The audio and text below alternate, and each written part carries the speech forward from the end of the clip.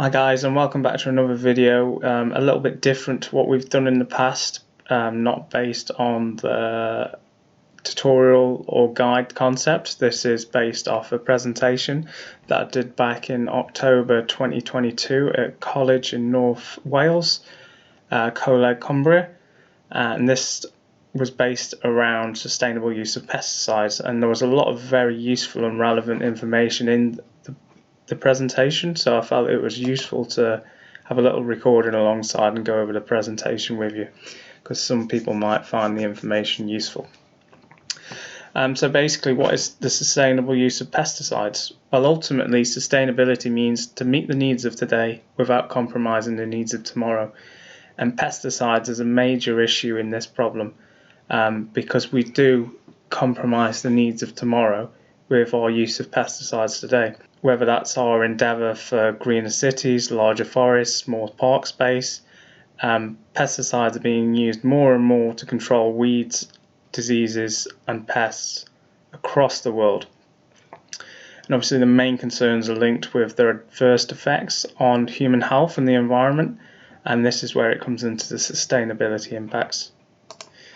So the possible impacts of use of pesticide, basically contamination is the biggest problem. Surface water, groundwater, soil contamination, contamination of air and non-target vegetation, and non-target organisms. And ultimately, insecticides are generally the most toxic class of pesticides, and this is because they are designed to kill. And if they can kill a organism or a insect with a certain quantity, the theory is eventually, if those quantities were high enough, they could pretty much kill anything. So as you can see on the screen now, we've got a bit of the carbon cycle and how water is moved around the world. So it goes from storm drains into reservoirs, filter, and then up through into the clouds, and then back down into the cities again, back through the reservoirs. But what's happening is when it rains, it's getting picked up, it's picking up things like pesticides along the way. That's entering the watercourse, it's getting into the fish, which can be found out in the ocean, and we're identifying fish at the moment which are out in the middle of the sea with traces of pesticides in them, even though they've never been anywhere near a land, because pesticide has got into the watercourse. And these are some of the possible ways, and it's the same with plants. The plants are absorbing it through the soil because of soil contamination. If the plant doesn't die or is suffering in the polluted soil, things are still eating the plant. For example, birds are still eating the berries off the trees, which are polluted, and then the birds are getting contaminated, and then it's a vicious cycle. So what are the benefits of pesticide? Because ultimately we wouldn't use it if there wasn't benefits. So we're improving productivity, which is the use, for example, of plant growth regulators, which means we don't have to mow as often, which means we're using less fuel. We can create a better surface with the same amount of mowing, because it's going to be a lot shorter. We're promoting root growth, and we're generally helping the plant. So we're protecting the plant by removing weeds and using pesticides and selective pesticides, removing the competition for the grass, thus making the grass a lot more better within its quality and a stronger plant as well. We're preventing diseases, and we're preventing and removing pest infestations, which again with turf is a major thing, and something that we're going to continue to battle for many years. So on the screen here we've got a list of pros and cons of pesticides. So we spoke about, we got lower prices for seed, for example. If the supplier is able to make a batch of seed which has less contaminants in, they can sell it for a higher price, knowing that your ryegrass is clean, doesn't have weeds in, doesn't have other types and other varieties of grass in. More efficient land use, but we can have cons such as pesticide resistant, pesticide poisoning, soil pollutions.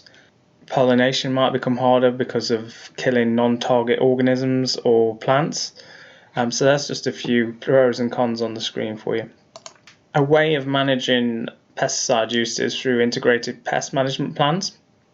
Now, this is a combinational use of biological controls, habitat manipulation, modifications to cultural practices, and the use of resistant varieties, which all sit into one package underneath the use of chemicals. So you'll see later on, chemicals is the last thing we want to use.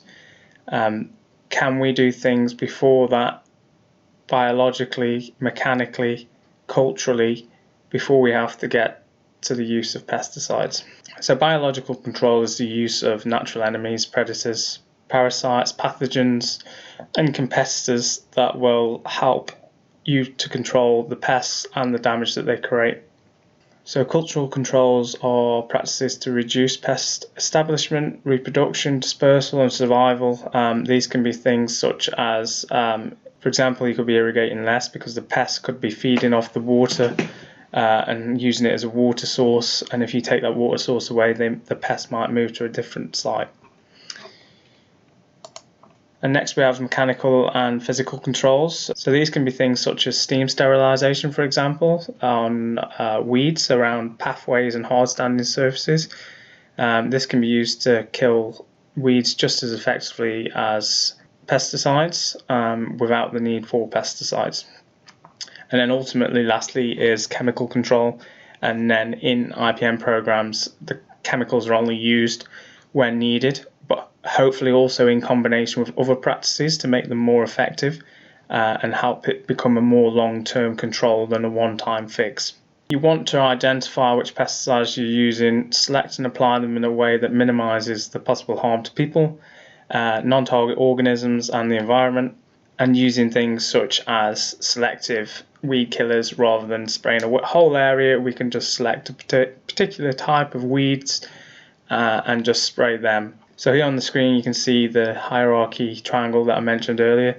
So the cultural controls, mechanical controls, biological controls, then followed by chemical controls last.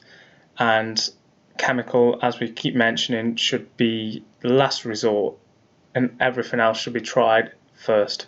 So an important thing to take away from this presentation is the recovering from pest and disease damage.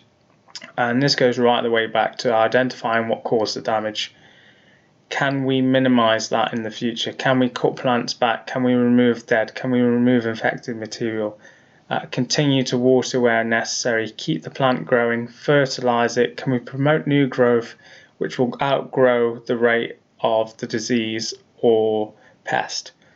Aerification, that's both soil and air movement. So for example, the use of fans in stadiums, aerating with Procores, vertidrains in the soil, all help to keep that air movement round, and the more air that's moving, the less chance you're going to have of disease and pest sitting on your grass.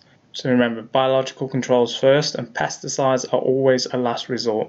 Don't forget to do your research on what's causing the damage, plan for the future, and don't hesitate to call an expert to help you identify and treat your problem areas.